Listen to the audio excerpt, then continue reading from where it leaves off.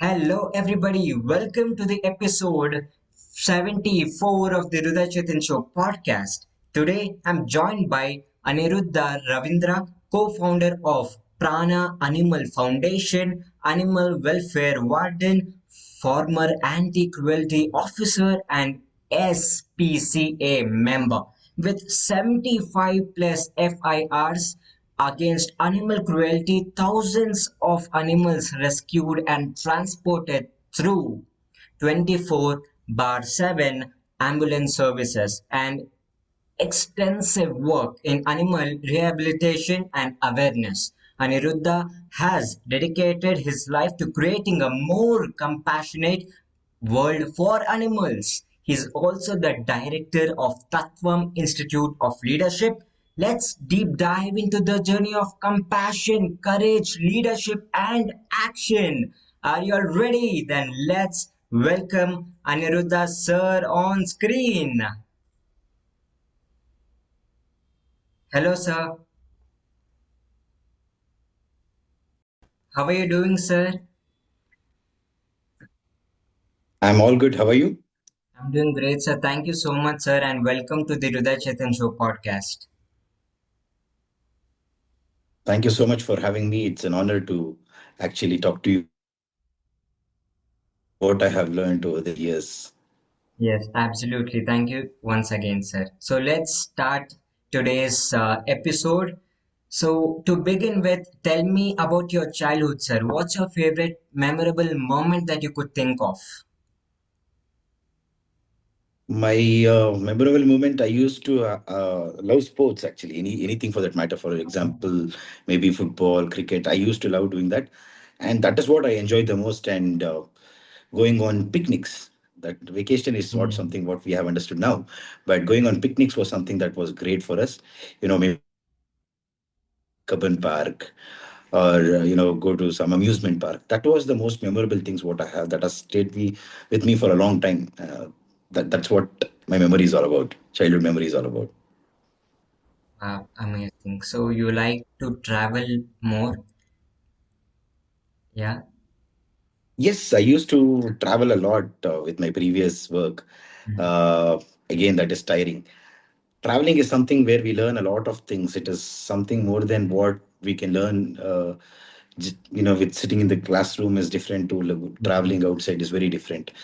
So traveling is something I like. I enjoy doing it because it teaches me the lessons. The things what can't be taught in the classroom. yes, absolutely. So, what was the moment that made you dedicate your life to animal welfare? There is no one moment, there can't be one spark when you're dedicating your life to a Mm, welfare point of view, maybe with humans or animals, for anything for that matter. That is the pent up energy, that is the pent up, spirits where we understand what is going on. We try to do something about it and we are not able to do about it. So that is when you understand sometimes it needs a whole lot of dedication to do it.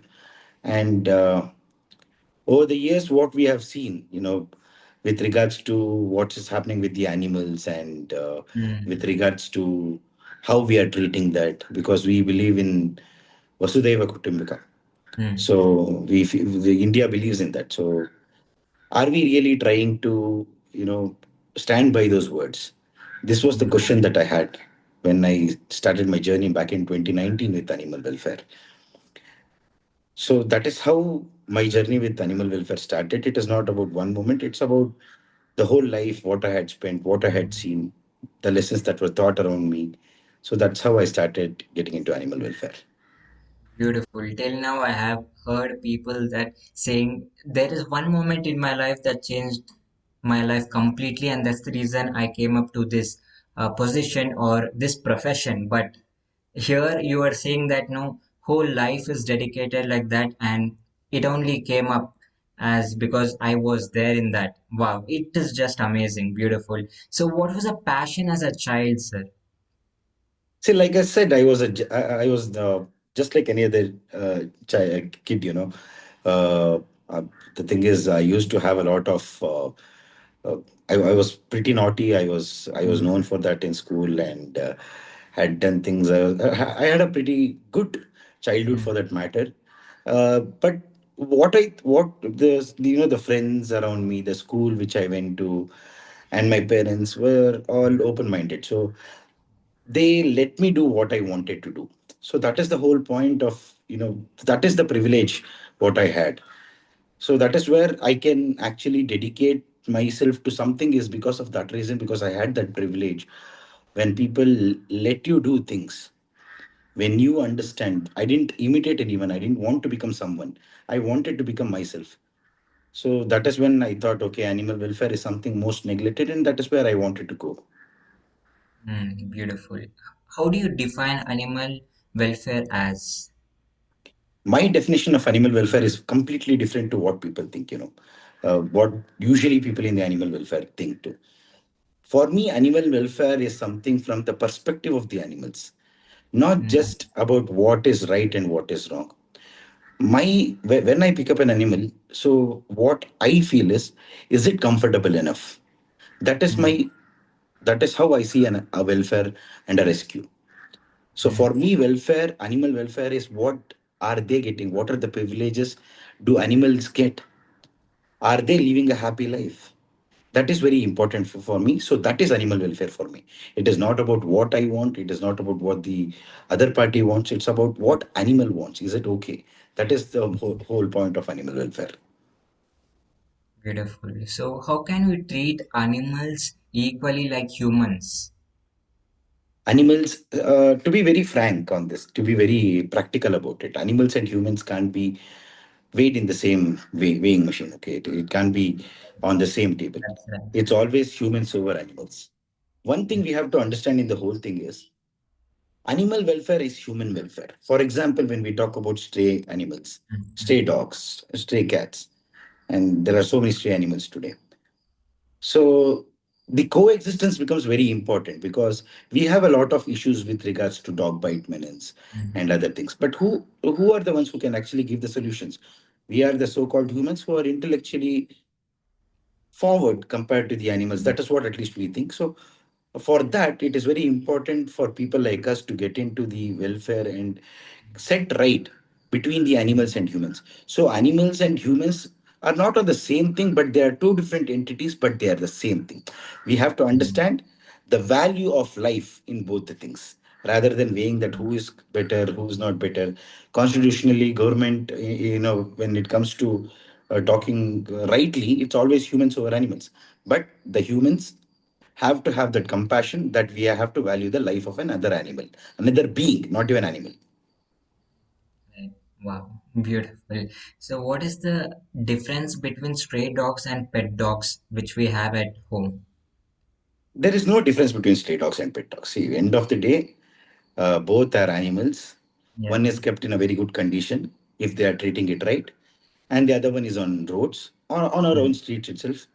Sometimes we put a curd rice, whatever left at home. mm, So even they eat, they love, and they have the capacity to secure, safeguard the whole lane.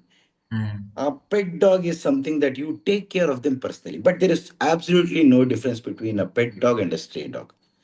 So both are mm, contributing to the society. We have to understand both are therapists. So that is what I feel. So having pets at home is something like a therapy. It is more about like a therapy and keeping a child at home. And stray dog is something that we learn how they are living. It is always the survival of the best. The whole part of pet dog or stray dog is something very interesting. What I would like to tell here is we are learning from these animals.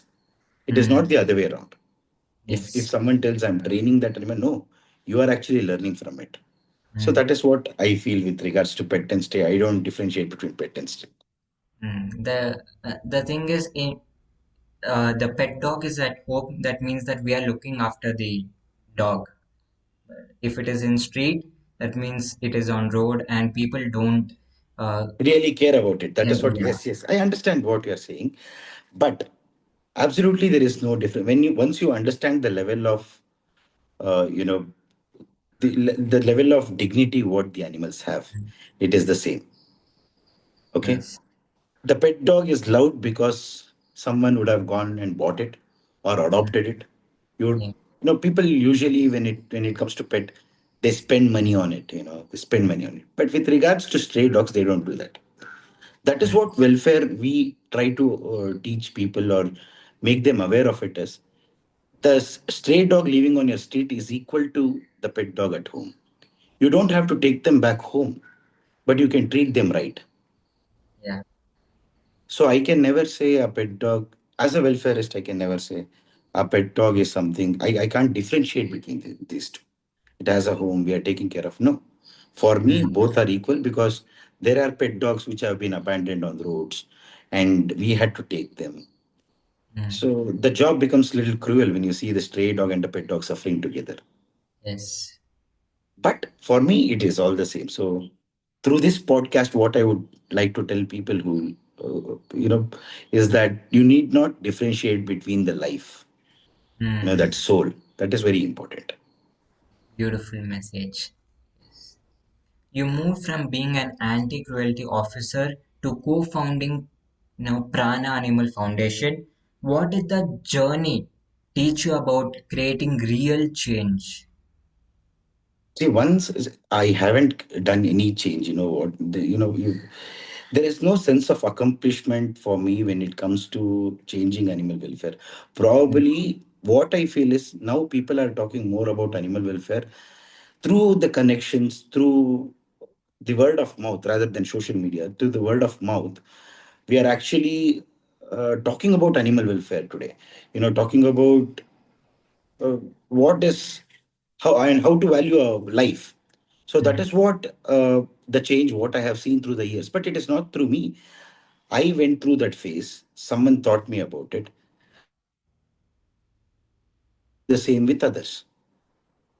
So that is the change what I can see. But there is no accomplishment test because we have a lot to do. Lot of work is yet to be completed.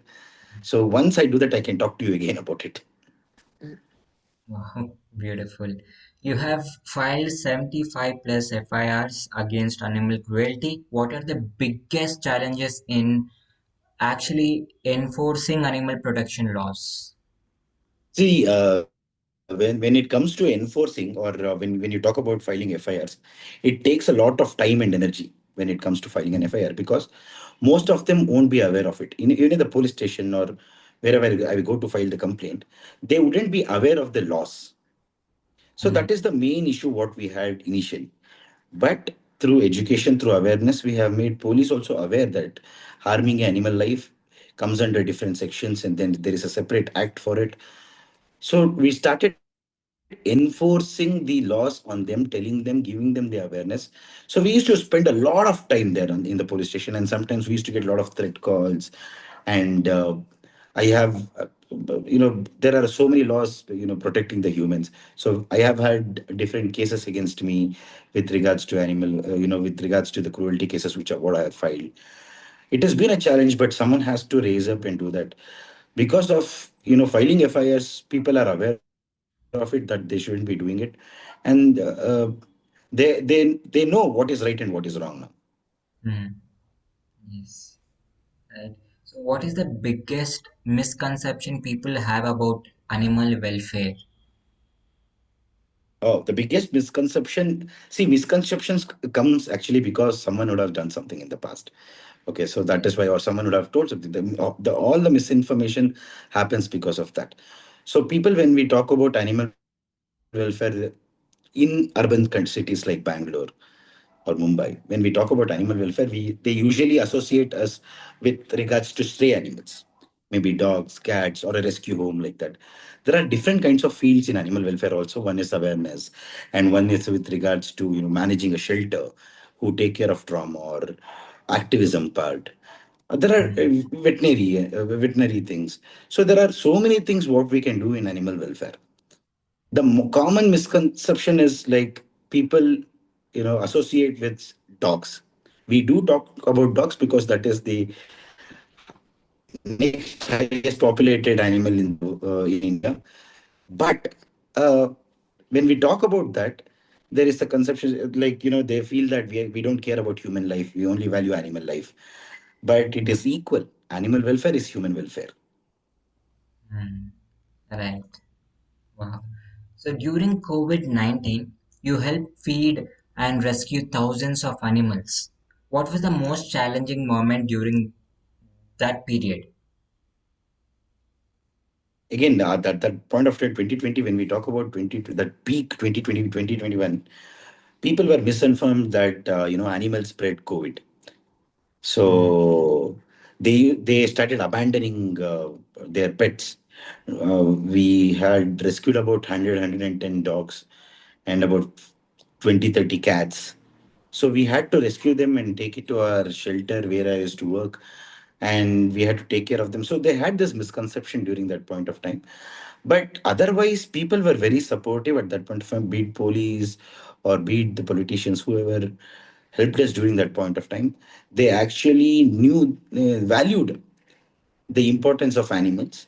The biggest challenge what I felt was I wasn't getting enough petrol because petrol bunks were closed most of the time. I had to travel a lot, different areas we had to go and get it done. And educating people because people didn't allow the people to come inside. So educating them and making them understand that it doesn't, from animals to human, it doesn't happen. It is not a zoonotic disease. So we had to make them aware of it. It took a long time, probably like 3 to 4 months. We had to spend time on awareness itself. But once that was done, people were very compassionate regarding animal welfare. mm, right. What was your idea behind Prana Animal Foundation?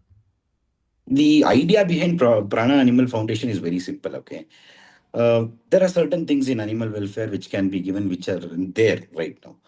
So we have a lot of shelters, trauma care centers. Initially, when we started, trauma centers were there, and most of the trauma centers are in north of Bangalore. Okay, which is about 20, 30, 20, 25 kilometers from JP Nagar, Jayanagar, Kanakpura Road. So there weren't enough ambulance service for us back then. So what we thought, me and my other co-founder, what we thought, we had to fill in the gap. We had to fill in that vacuum. So with a very simple idea and with only two vehicles, that is two ambulances what we had, we started our service.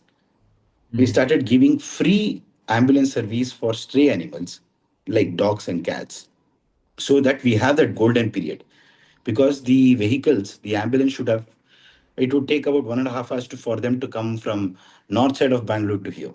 So to cut mm, that time, to have that golden hour, golden period, we started this ambulance service. Then later on, we had this wonderful thing of people rescuing cats, but there is no dedicated cat adoption unit in Bangalore. They have mm, trauma center adoption unit, they have rehabilitation trauma unit, but they didn't have a particular place where they could rescue after all the medical things have been done. Where to leave the cat? Because where the rescuers don't have that much of space. They probably have 10 dogs at home, 5 cats at home. They'll be taking care of them. And if they're and they won't be able to rescue another cat after that, a cat or a dog. But in whatever we had, we in a city center, we started this rehabilitation center called Prana Cat Rehabilitation and mm. Adoption Center, where we take in the cats which are already rescued. Once you have to put it up for adoption, we help in adoptions by having it them at our shelter, at our center. So that Wow, is the main idea, to fill in the vacuum. Okay, there's the gap should be filled, so it should be a complete line.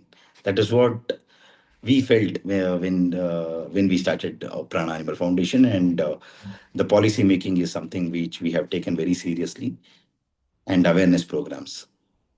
beautiful, sir. Amazing. Good to know that. So you have rescued thousands of animals so far, and can you tell us one biggest rescue that really touched your heart? See, thousands of rescue, I wouldn't say thousands of animals have rescued me, because thousands of animals which I tried to help have helped me in certain way, made me a better person, made the society better. I don't, like I said, I don't have a single rescue or a single case which stands out. For me, everything is very important. Be it the hardest of the hardest, where I had a lot of, uh, you know, pressure from politicians and police and everything that not to file a complaint, to a simple rescue where a cat or a dog would have met with an accident. For me, that is the most difficult part, when an animal has met with an accident, because I don't know where to send. That is the most challenging part. So this is a series of events. This is a series of rescues, which has changed me, which has helped me to able to talk about this today. I would never say that I have rescued. It is all about the, the divine power which is there. That is the one which is actually helping us through us, or through something it is helping us. But these animals, these souls, are something that is very different, and they have helped us a lot while doing all these things. Wow. You work at the intersection of rescue, law, policy, and public awareness. Which one creates the biggest long-term impact? Awareness and public policy, that is going to change. Rescues, it is going to continue no matter what, but awareness and public policy making, that is going to help us in a very long term. If we have to change the state of animal welfare in India, then probably the public policy and the mass awareness programs is the only way forward. Hmm, right. What should an ordinary citizen do when they witness animal cruelty? Try to stop it. Okay, try to stop it however you can. It is not about you have to go there and be a Avenger or a Marvel hero or a DC hero. It's all about, you know, there is law and order for it. So you can call the police. There is a simple 112 call you can make. 112 is the helpline number of the police. If you can just make that one call, there is a lot of difference which can happen in the society. But never ever stay quiet when you see a cruelty happening, be it Hmm, with humans, be it with animals. Never, nobody, no citizen, every citizen, it is must and should that they need to do whatever they can. They don't have to go there and fight. They don't have to confront anyone. It is all about making that one symbol, a simple helpline call of 112. If they do that, that is good and enough. That they are the best things that can happen with regards to any cruelty for that matter. right. You have worked with schools, colleges, IT parks, and NGOs. How can we create empathy towards animal from a young age? From an young age, probably we have to, what I feel when getting empathy is something of their own that can be done through events which what happens in the life. But the awareness, when we talk about the awareness or something about like, what they are built, probably it should be a one of the important curriculum in your education system. Hmm, Probably in third, fourth, or fifth, sixth, we have to introduce animal welfare as one of the subjects. Maybe like civics, how we have it, or in civics we can have a chapter of animal welfare. Talk about what is right and what is wrong, how to approach a stray dog. And stray dogs can't be, you can't completely take out stray dogs in a country like India. Whatever the order has come, whatever they want to do, that is never possible. Take out all the stray dogs and make a stray dog free country. No, that is never possible. We have 140 crore of population to feed. Where are you going to keep this 10 crores of dog or across India? So that is not possible. We have to teach them young about animal welfare, how to behave with an animal. Probably even you would have seen a lot of instincts where they throw stones at dogs, cats, and they tie firecrackers to their tails. yes, So these are some of the drama what animals go through, and this is mostly done by children of a young age. yeah, So tell them that this is wrong. How we teach in social studies, in civics, about the civic sense, which still people are learning. So that is how animal welfare should be brought. And probably by next generation, after generational alpha, beta, and whatever next comes, we will have that change. But we have to wait. So long term change is something that we have to wait and but start acting today. amazing. Yes, looking forward to it, as you said. So you have learned so many lessons from animal welfare. What is one biggest lesson that you could share with us today?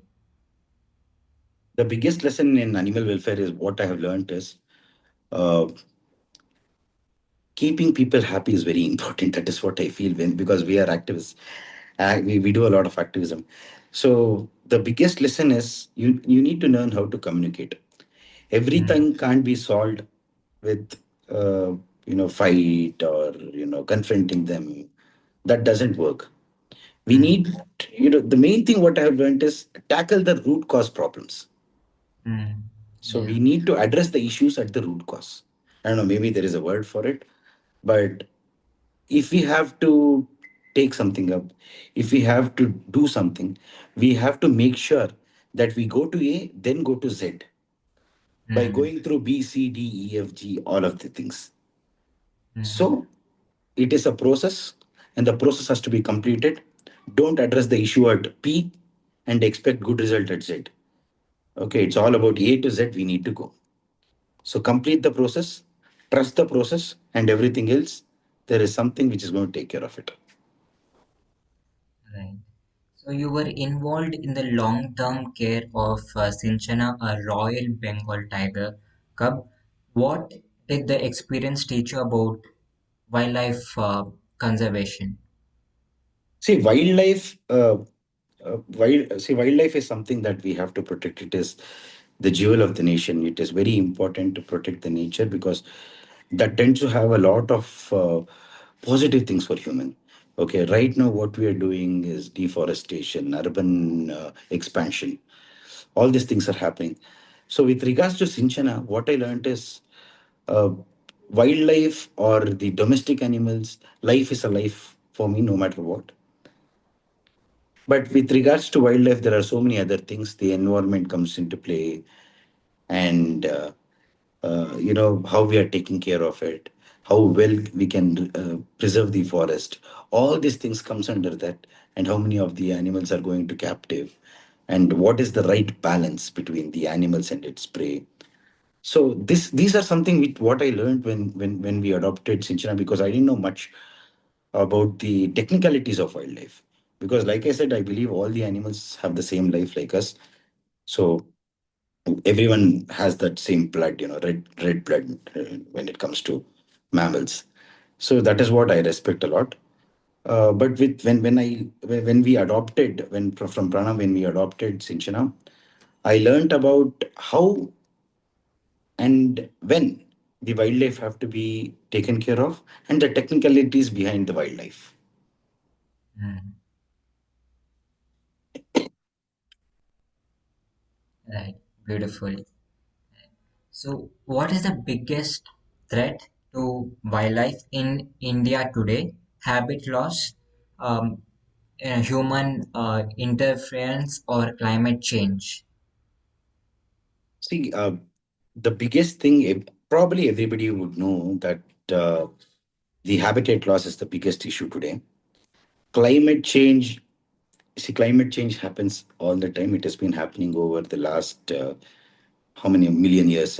Like 12 million is 10, 15, 14 million years or something like that. Climate change has been happening, but how are we taking care of it? And why is the rapid climate change Mm, happening? It is because for the development, industries are coming in, a lot of things are happening.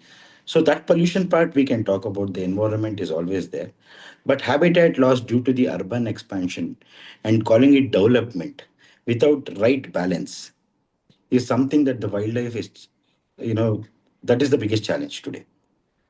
Elephants are entering into the farm fields, cheetahs are coming, leopards are coming, everything is coming. All this, like, we have lot of issues, cheetah, leopard, everything. Now we have cheetahs also, no?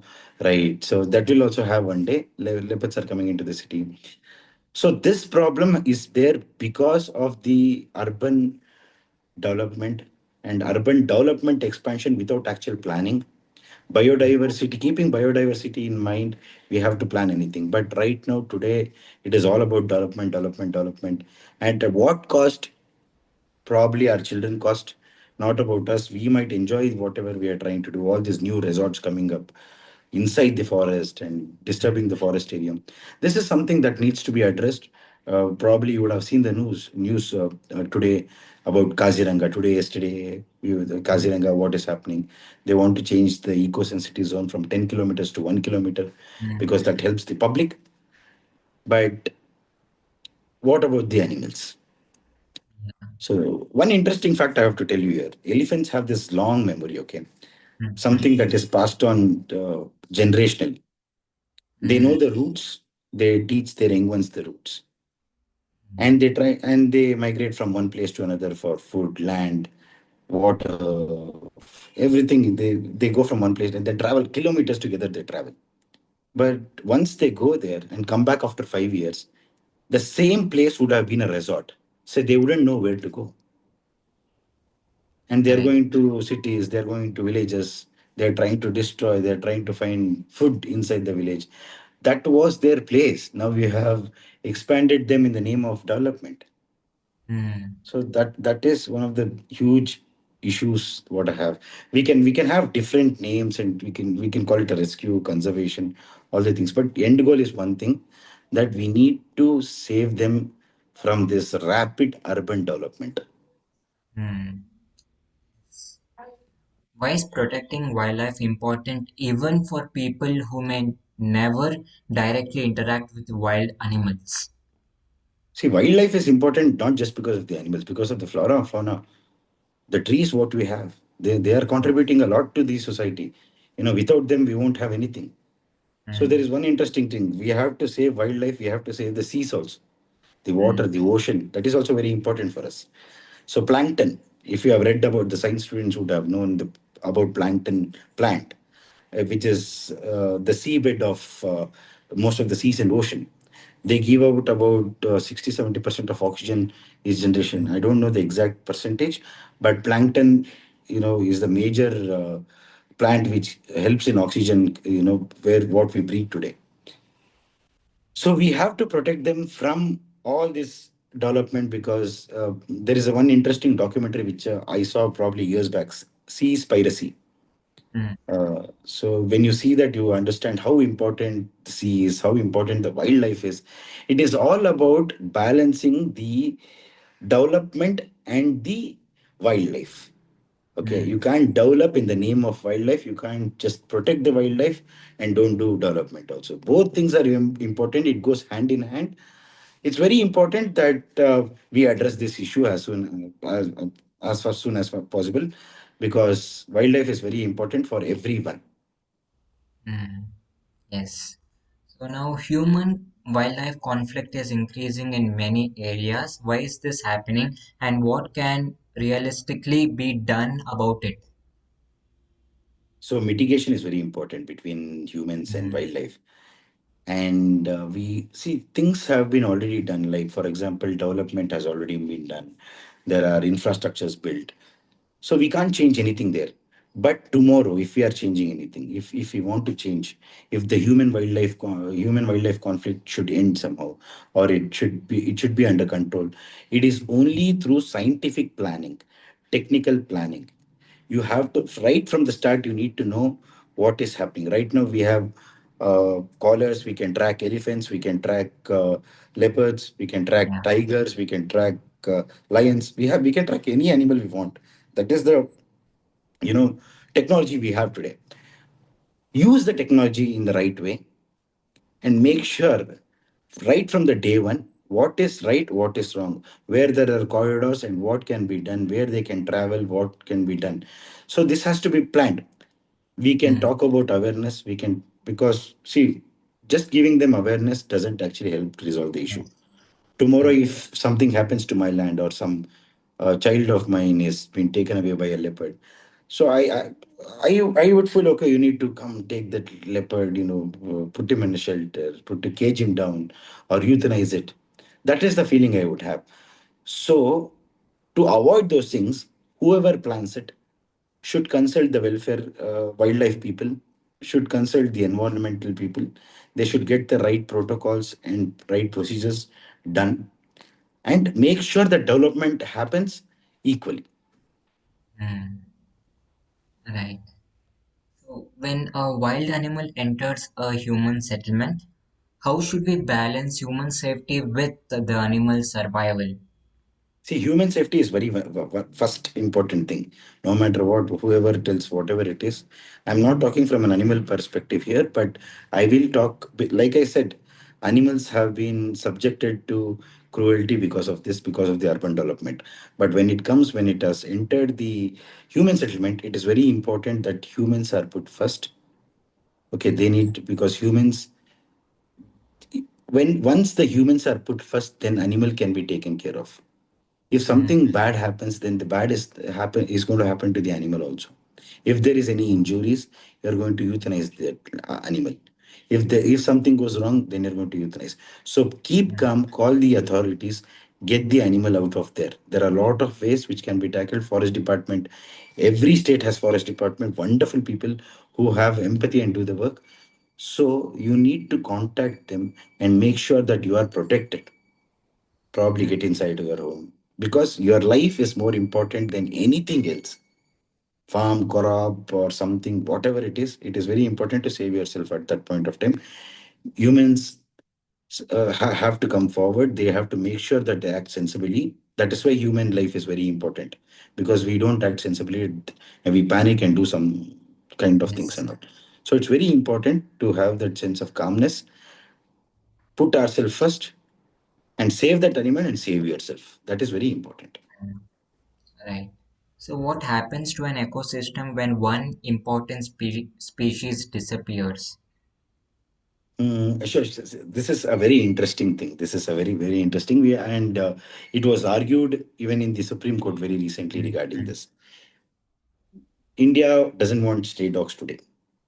mm. Okay. Yeah. And if we erase all the stray dogs from streets, what is going to happen next? That is the question. So, these animals are interdependent Mm, for food chain ecosystem. There is an eco cycle which happens around that week. Eco circle also, dog, cats, rats, everything. If we take out dogs from the mm, society, if there are no dogs from tomorrow, think about the rat population, how it is going to increase. mm, Because we are yet developing country, we don't have proper solid waste management. Probably in whole world, other than Singapore, none of them have solid waste management. Proper solid waste management because of the people, the number of people who are there, the population of the countries. So you can't just erase some species out of it. For that example, coming to the dog matter, if we take out dogs, tomorrow there mm, will be an infestation of rats. mm. There will be infestation of cats. Right. Instead of dogs, we'll have monkeys. Mm, So the problem does not stop there. The problem actually gets more difficult. yes. Imagine, can India handle another plague? No, I'm not talking about COVID. Mm, right. Corona was something that happened, which was much easier. But we are talking about plague here. And everyone remembers what plague is. Even though we weren't there, even my grandparents probably were young back then. Even then, you remember what plague was. Mm, We read about it today. Probably should we go back to the history books and know what will happen if you take out an entire species. mm, So I feel conserving, protecting the animals is very much important. You can't take out any species out of the system. It has to be inside the system, and we have to work towards coexistence. mm. Right. So, how serious is illegal wildlife trade and what makes it so difficult to control? Illegal, that is because different countries have different kind of rules. Mm, Okay, and once the animal from different country comes to India, it becomes an exotic pet. Okay, mm, and once the wildlife from here is being traded to another country, it becomes an exotic animal. So exotic animals can be kept as pets in India. mm, So what people do is they try to illegally buy this wildlife. Probably there are a lot of reasons. One, there is a lot of money which can be spent. And two, there is something called show off where people have to show off that they have this kind of pet. And third, they believe in superstitions that if you keep this animal, something good is going to happen. All this kind of things. And the third one is something like you know um, uh, there are so many other reasons basically for them to get these animals. But how is it being done? They are mm, being transported from different Southeast. Actually, India gets a lot of wildlife from Southeast Asia, and from India there is a lot of Southeast Asian countries which are trading the wildlife. So when this happens, uh, it is very difficult to actually control, because there is no proper laws for it. Even if the wildlife, they are caught, it's a 5 years jail or 10 years jail. They come out and do that again because there's a lot of money involved. You don't pay taxes for it, so all the money which comes there directly goes to your pocket. So there are a lot of reasons like this where it becomes difficult for people like us to actually stand up, or even for the police, because animal welfare is only like probably like 5% of the society's problem. There is a lot of other things to tackle, but it mm, is contributing a lot. The money which comes in from this illegal trade, illegal businesses, what is happening in India, it contributes a lot to the negative things of the society. Maybe mm, these money is going to drugs, or this money is going to mafias or mm, terrorism. It can be anything. So until unless we have proper laws in place, unless it is until unless the laws are applied everywhere, you know mm, till then we'll have this problem. mm. Right. So, what is the difference between wildlife rescue and wildlife conservation? So conservation, we talk about the whole thing. We talk about like the forest. We talk about the animals inside it. That is a larger scale of the planning. What can be done? Rescue is something that if the animal is injured, or if something is going to happen to the animal, there might be chances of another, where a particular animal is being hunted, or something is going to happen because of the virus or infection. That is what we call as a rescue when it Mm, comes to particular animal. But with regards to conservation, everything comes falls into place there. Rescuing of the animal, or balancing how between the development and other things, and making sure the forest is safe, making sure the number of animals is safe. This many number of animals are there. So this is about conservation. Conservation, we talk about the whole lot of things. There are different areas when it comes to it. But with regards to rescue, it's about one animal. right. So, we often celebrate animals like tigers and elephants. What about the lesser known species that don't get public attention? The ones that don't get public attention, is it? Yes. Um, See, tiger, lion, elephants are all glorified.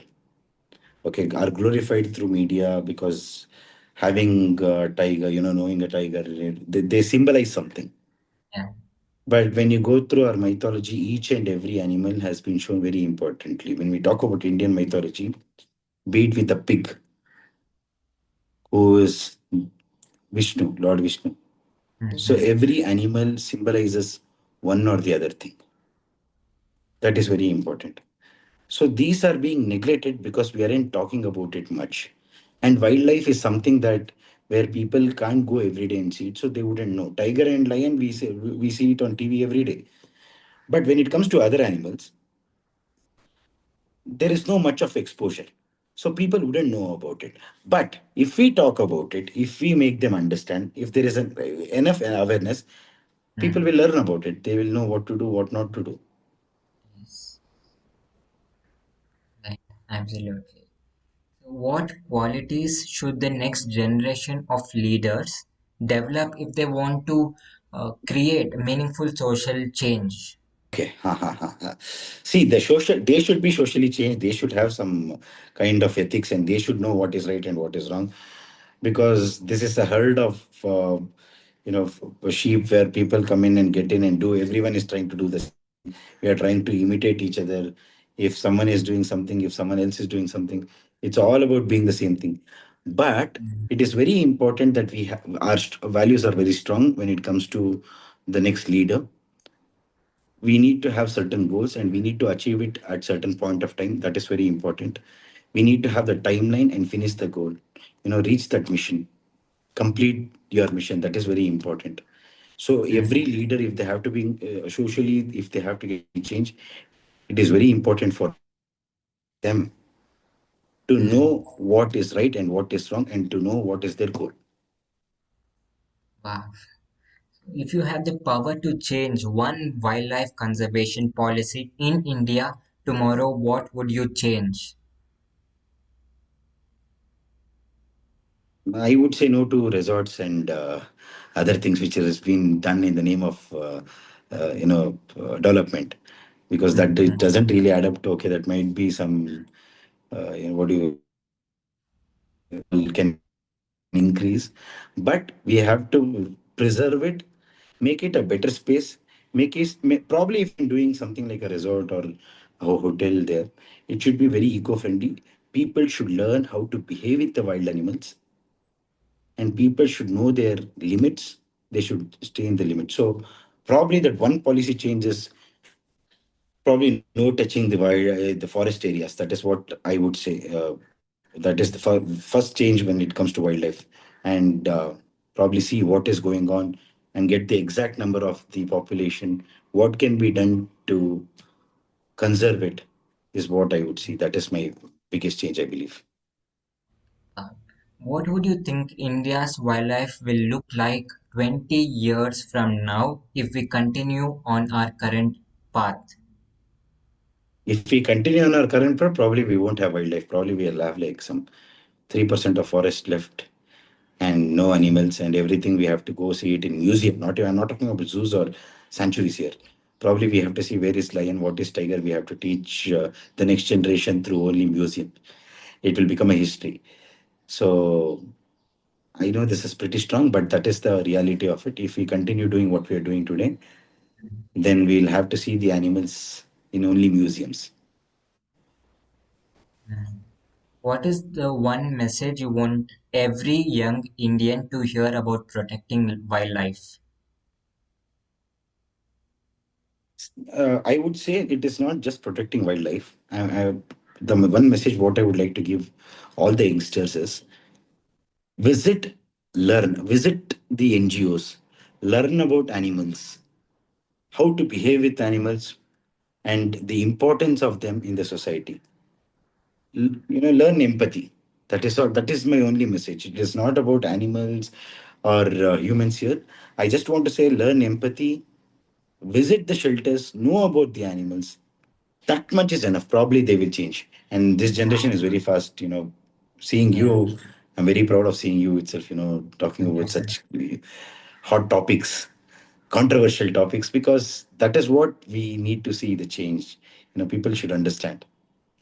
Amazing. Now, when we talk about leadership, what does the word leadership mean to you personally? For me, leadership is something that leadership is very different to what people think it is. Okay, leadership is something that is built in you. Everyone is a leader. Okay, but Yeah. you need to know when you can become that leader. It is all about the Mm, timing. I can do something good in animal welfare, but I can't do the same with regards to some other topic. So everyone has that leadership qualities, but I can apply that quality elsewhere. I can become a better person by being a leader. It is mm, not about the elected leader. It is not about leadership. Is not about taking forward few people along with us. That is not leadership. That is something that we try to do with the abilities what we have. yes. But leadership, everyone has. Mm, Everyone is a leader in their own field. They have to recognize it, and they have to build on it. They have to learn about it. They have to know what is right and what is wrong while doing that. So leadership is something of a quality that everyone has. mm, Somewhere down, somewhere it is there, but you need to know where and where to use it. mm. Beautiful. It's already in you. You just need to use that power and know your power within you. Correct. There is one saying by Swami Vivekananda regarding this: all the power is within you. You can do anything and everything. Believe in that. Do not believe that you are weak. So it applies to everyone. Right. Everyone, that 140 crores also. Everyone is a leader. Mm, yeah. Beautiful, sir. What inspired you to become the director of Tattvam Institute of Leadership? Because I saw animal welfare, because I saw what animals were suffering through. Mm, Probably through this, I can reach a lot of other people, a lot of general public. Talk about animal welfare, talk about the public policies, talk about the policy making, talk about animal welfare into this. That is why I wanted to become a director. director of it. Thanks to my dear friend Arvind, who has given me the chance also in this. You know, that is where we probably the whole thing is I can reach a lot more people and teach them about animal welfare, teach them about how policies can change life. Yes, absolutely, sir. What are the top three qualities you believe every great leader must have? Empathy is first one, Mhm. and saying no when required, and being non-corrupt. Mm, beautiful. See, the third point is actually something called, I don't want to say he has to be strong, mentally strong. Got it. That is all there. Once he is in the leader, once he becomes a leader, that should be there. But these are the top three quality which he needs to have it so that he'll have consistency to be that leader. Right. So we as leaders, we have been hearing from people that if you're a leader, don't be so kind, right? So can someone be a strong leader while also being compassionate and kind? You are a leader, you are compassionate and kind. You heard about animal welfare, you felt that sympathy. So there is your answer. Hmm. A leader is a leader because of his kindness, not because of his money or his background. Leader becomes a leader because of his kindness to people or to animals, whatever it is. That is how it is done. And kindness is one of the most important thing. Empathy is one of the most important and the most useful thing of being a leader. That is when you can become a leader. Otherwise, you'll become another politician or something like that. So there is a difference between leader and boss and leader and politicians. So we need to know what is right, what is wrong in all these things. Right. What is more important for a leader? Knowledge, communication, decision making, or character? These are all the characters which make him a leader. So everything is equally important for me. Knowledge, decision making, everything is important here. So it is not just about no, one quality over another doesn't make sense. It has to be in an equal way, and everything should go hand in hand. Combination of everything that makes a leader. Yes, yes, yes, absolutely, absolutely. Amazing. Beautiful. Now, when we come to the last part of this episode, that will be rapid fire questions. So, are you excited for this, sir? Yes, yes, yes. Yeah. So, let's go for it. Dogs or cats? Both, Compassion or courage? both, Leadership or influence? both One word that defines you. defines you, me, Yes. student, One leadership quality everyone needs. courage. There are so many things. One probably courage to become that leader. One animal that inspires you. Elephant, Rescue or rehabilitation. both. Your biggest lesson from failure. More failures. I need to learn from it. Mm. So yeah, One message to every young person. get out. Don't just sit there and waste your time on something else. Do something. That is all. That is my message. Get out. Get out and do something. If animals could speak to humans, what do you think they would say? They would plead us to stop what we are doing right now. Wow, amazing, beautiful. Thank you so much, sir. This was just amazing. Your kind of conversation that you gave us today was just mind blowing, top of the world. For every question, you had something that you had to tell and to give that lesson to us, which is mind blowing and important to every person, this generation and the coming generation. Right. So when I asked you the question in rapid fire, your biggest lesson from failure, you said more failure. And people here, they say that I don't want failure, or they will say the biggest failure, the answer for the question that I asked, but they will never say that I have more failure. I was inspired by that thing. I have been inspired from this podcast for the lessons that you have shared, but this one more failure was just amazing. I think the reason you said more failure because the more you fail in life, the more you grow and more you Correct. reach that point where you True. want to, True. right? So You how need is to your have that in your life. It's very important to have failures in your life. So the more the failures, the absolutely merrier you are. right? So how is your life right now? I don't assess my life. I don't. I really don't do that because I don't want to do that because everything is spur of that moment. Things can happen very quickly. Things can change very quickly. That too, being in welfare field, probably I will be very happy in doing something. Very happy being with my daughter, spending time with my family is something that I really enjoy doing, or being with my friends is something I enjoy. But at the same point of time, I might get a important rescue call where I might feel bad. So I don't assess it as how my life is right now. Probably my life would be better when everything settled down, but that is never Hmm. going to happen in my lifetime at least. So let's see. That is all the thing is. Wow, amazing. So what is the last message that you would want to give me as well as the audience? To you, or probably you should give me. I'm very inspired by you. Ah, I no, don't know. no, If sir. I know you're like probably you're in degree right now. I believe Yes, you degree, got right? it right. Yeah, Yeah. yeah. So you're in degree right now. I'm very inspired because at your age, I was actually doing some things which we aren't supposed to do.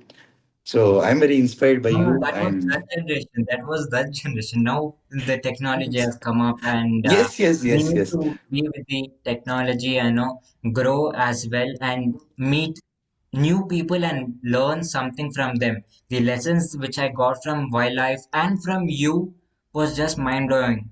And I haven't got this knowledge that you have told me. It was from your personalized experience, Correct. right? It's not that was general that every person would tell me, Correct, correct. right? So That's everything, the see, reason whatever, I whenever I love. do podcast or whenever I talk to people, it is about my personal experience. Because there are things which I have done which is not right, and things which I have done which is perfectly fine. So from my Mm, experience, you can learn. It is not because of what the knowledge I have. The knowledge is yes. me. The knowledge is Mm, what I have gone through. So that can be passed on. It should be my right. personal experience rather than something else. And I think you're attending our program also, Tattvam Leadership Yes. Program. Very happy that you are our student with regards to it. Okay. Thank you so much for calling me to this podcast, actually. Thank Thank you you. so much. Thank you so much, Arvind sir, for this connection. And I'm really grateful for Arvind sir and you for accepting this, request and being here. So thank you so much for your time. Thank you so much. Thank you. I Thank you, love Chetan. learning from your lessons and the lessons that you have shared with us. So, audience, if you like this podcast, I'm sure that you would have loved it. But if in case you learn something new that has really blown your mind away, uh, give us the feedback in the comment box. We would love to hear that from you. So, thank you so much, sir. Thank you so much, Thank you. audience, for being a part of this episode. Looking forward to having my next episode. Till then, take care and goodbye.